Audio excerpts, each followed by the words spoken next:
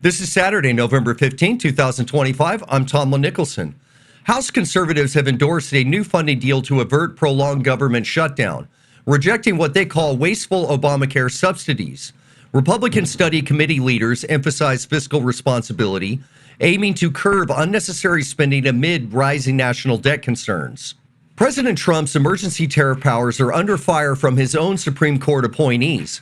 Justices expressed skepticism during oral arguments, arguing the use exceeds the International Emergency Economic Powers Act. Legal experts warn this could reshape U.S. trade policy.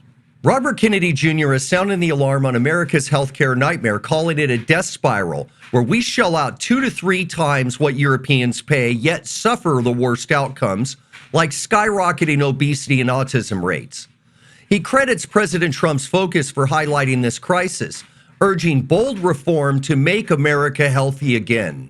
Democrats are facing backlash for dismissing the no tax on tips policy as mere crumbs. Commentator Steve Guest highlighted this as peak elitism, pointing out its benefits for service workers struggling with inflation. National Review's Charles C.W. Cook warns President Trump against dismissing economic anxieties, drawing parallels to past electoral losses. With inflation and affordability issues lingering, voters' pocketbook concerns could sway future polls. Charles Payne reminds us that the stock market isn't the economy. Amid volatility, he advises investors to focus on fundamentals like jobs and consumer spending, not just indices. New SEC Chairman Paul Atkins is pushing rules to limit majority index funds' influence and clarify crypto regulations, potentially shaking up corporate governance and digital assets markets.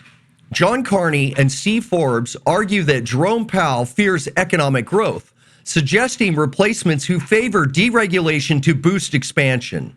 Miami Mayor Francis Suarez highlights New York's death spiral as high taxes and policies push wealthy taxpayers to Florida, boosting southern economies while northern states face budget shortfalls.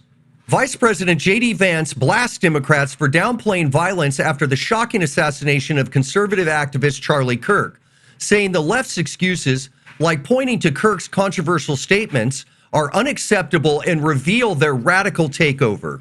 The DOJ is suing California Governor Gavin Newsom for alleged racial gerrymandering in redistricting maps, a major win for fair elections and a blow to liberal manipulations.